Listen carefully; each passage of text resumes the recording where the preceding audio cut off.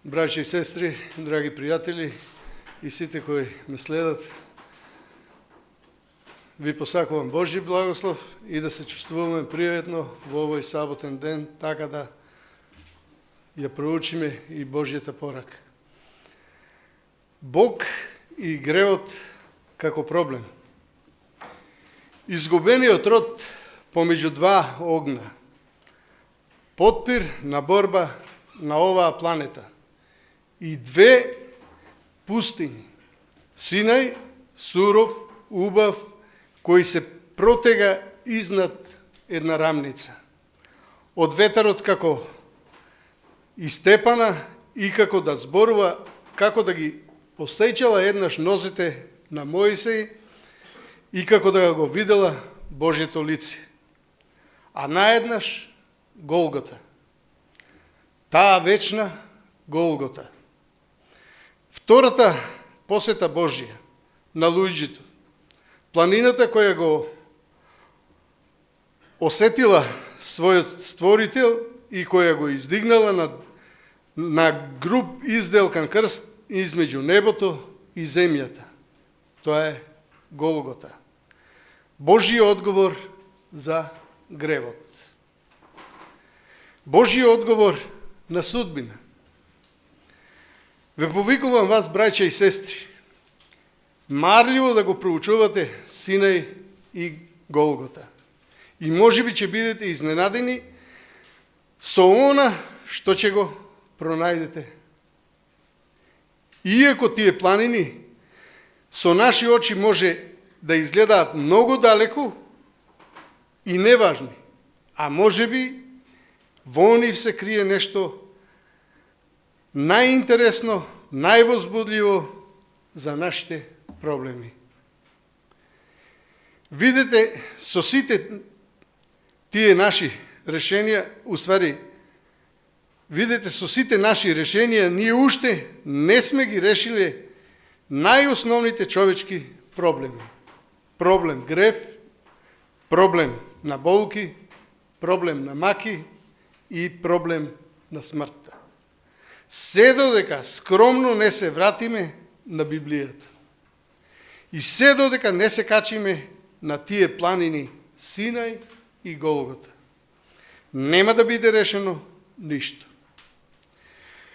Кога ќе сватиме што се догодило или што се случило на тие планини, тогаш ќе дознаеме што сторил Бог за судбината.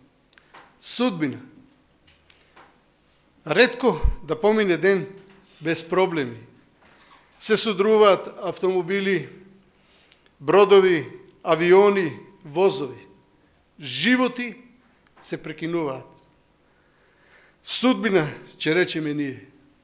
Стручњаците ќе испитаат и они ќе кажат судбина. Меѓутоа, Бог ништо не го изненадува. Кога гревот неповикан дошол како агресор во свемирот, Бог бил спремен на тоа. Он презел се што е потребно, Синај и Голгота, за спасење на човекот. Да го разбереме едното, мораме и другото да го разбереме. Да одиме на Синај и оттаму да погледнеме на местото каде секој ден се принесувале символички жртви, секој ден за наше спасение. Таму некаде во таа рамница некогаш стоел посветен шатор светилиште. Место на молитва направено по Божје упатство. Таму се издигал и олтарот за жртвата на јагнето. Зошто јагне? Зошто смрт? Се сеќаваме дека свештениците 2 пати дневно носеле јагне и ги признавале гревовите на народите. И му ги земал едноставно животот на јагнето. Непотребно, ќе речеме, дали Бог направил грешка на Синај? Грешка која морал да ја исправи на Голгота.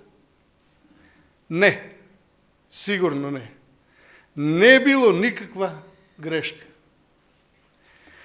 Да се вратиме уште поназад во првата книга Мојсева за постанок на нашата планета. Таму во таа првобитна убавина човекот Адам, кој шетал и разговарал со својот створител, се додека сгреше. А после трагедија. Трагедијата настанала по собствен човечки избор. А Адам почнал да ги сваќа правите зборови. Плата за грев е смрт. Првото дело Божие после сторениот грев било да му го одземе живот на невиното животно и од крзното да му направи одело на телото кое останало од ненадеж голо.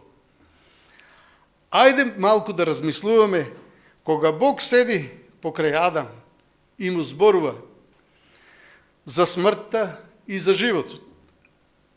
Му зборува дека сега е осуден на смрт, а дека еден ден Божиот син ќе го заземи неговото место. Го поучува во меѓувреме, донесува невино јагне и го принесува неговиот живот. Сето тоа да му помогне да разбере како тоа еден ден нивниот Бог или Божиот син мора да умре да го задоволи законот кој он, Адам, го прекршил. Гревот и смртта сега за Адам постанале сурова стварност. Му постанале уште повистинити кога една ден го видел својот син како паѓа од раците на својот роден брат. Да замислиме што значи прва смрт на едно свое чедо. Адам ја открил болната вистина која апостол Јован покасно ја запишал.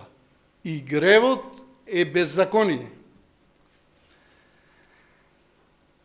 Тоа е Божја дефиниција, а Бог не го жалел трудот да тоа го објасне на Синај.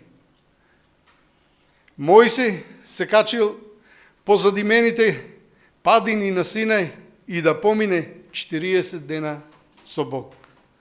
Таму Бог во неговите раце му ги ставил камените плочи со своите 10 заповеди, со своите начела за понашањето на човекот и за како да живее човекот.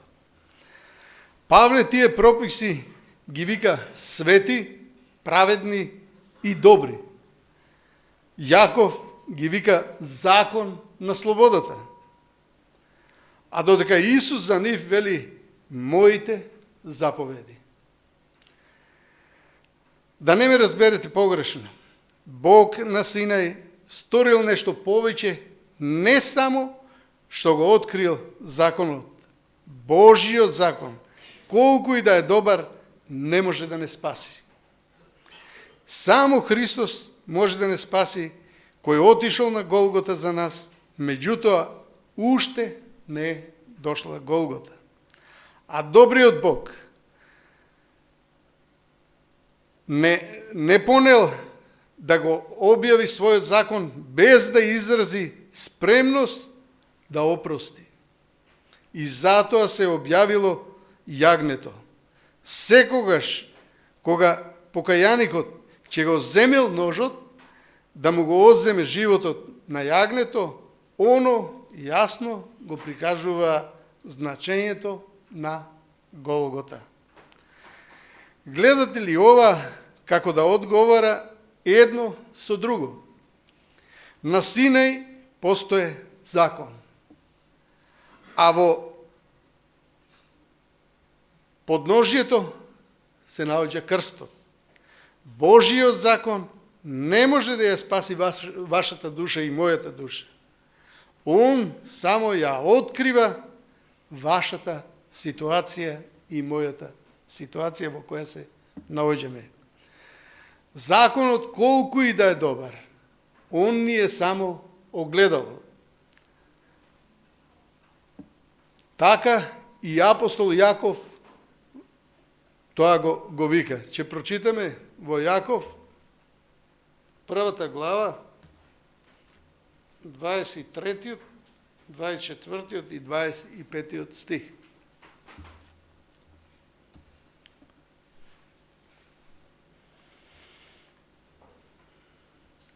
И еве што кажува. Зашто кој го слуша Словото, а не го извршува, тој прилега на човек кој го гледа своето собствено лице во огледало. Ќе се погледне, па ќе си замине и веднаш заборава каков бил. Но кој ќе се задлабочи во совршениот закон на слободата и остане во него, тој бидејќи не е заборавлив слушател, туку извршител кој дејствува, ќе биде блажен во своето дејствување.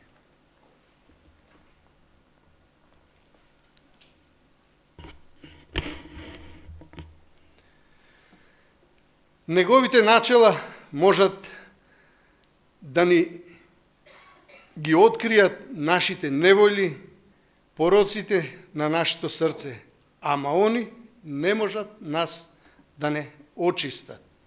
Законот не може да го измени нашето срце, а нити пак вашето, или пак огледалото да го измени нашето лице. Јас не можам да го измијам моето лице со огледалото. Потребен ми е сапун и вода. Кога ќе се измијам, тогаш може да бидам во добар однос со огледалото. Сега огледалото ме фали.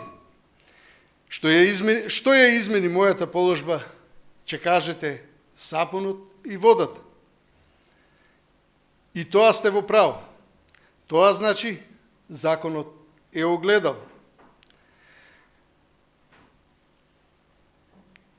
Тоа не води,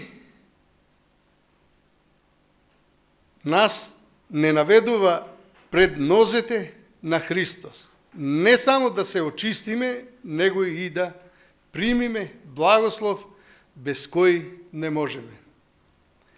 На Сина и сето тоа беше покажано. Бог ни го даде законот и бара послушност од законот. И Голгота била таму каде што се одиграла драма за спасение. И пак жртвите во пустињата биле само сенка за жртвата која ќе се принесе покасно во иднината. Да се приближиме до другата планина, до градот Ерусалим. Да одиме на Голгота. Судот заседава. Римските војници го исклесале крстот. Тешко е да се осудите на тој настан, да го наречите суд. Тоа е најголема законска лага во историјата или во историјата човечка. Човечкиот род во својата совест е оптеретен со најстрашниот злочин кој е некогаш сторен. А нешто повеќе од човекот или човечките проблеми, нешто повеќе од суровото удирање од звонила последната ноќ, пред разапнувањето, тоест страшната тежина од гревот на светот, вашиот и мојот грев, целиот грев на неговиот грб. Таму во градината, испод маслинката, он се молел во ладната и темна ноќ.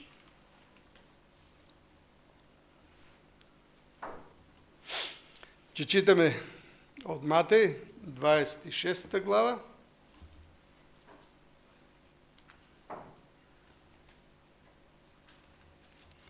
Дваесет и шест, 39.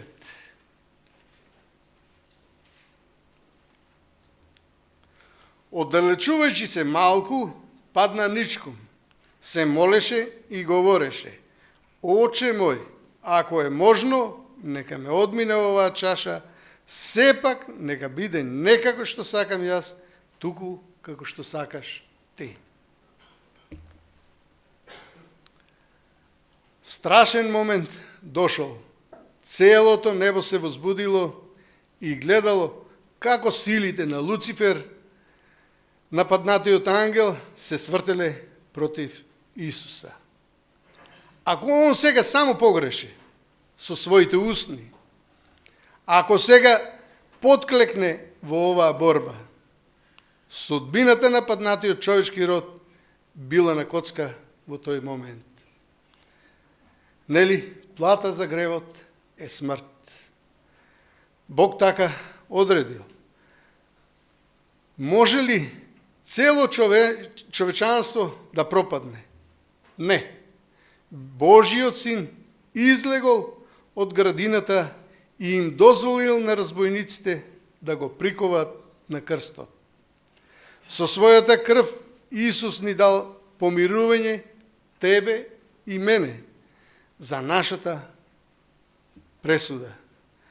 Голгота е приказ на помилување на човештвото, приказ на прекршениот закон. Да не се залажуваме дека Божиот закон е укинат. Темелите на правдата на секое друштво би се раздрмале кога не би бил законот. Луѓето се подсмеваат на Исусовата смрт, се подсмеваат на неговата жртва. Исус никогаш не би морал да умре кога законот би можел да се промени. Додека апостол Јован во Евангелието негово во 3:16 кажува: зашто Бог толку го возлюби светот, што го даде својот единороден син, та секој што верува во него да не погине, него да има живот вечен. Човекот би пропаднал без својот спасител. Би пропаднал, нели? Плата за гревот е смрт, а додека гревот е престап на законот. Христос умрел за нас заради да го задоволи прекршениот закон. Кога би можел законот да биде укинат, кога заповестите би можеле да се заобиколат, тогаш Голгота би била непотребна. А Исус сам прифатил да го даде својот живот за да го спаси човекот. Бог ја открил таа голема љубов што дозволил да неговиот син умре. Зар на крстот не е доказ дека законот не можел да се укине? Зар на крстот не се гледа таа Божја љубов и милост? Тоа се случило на Голгота.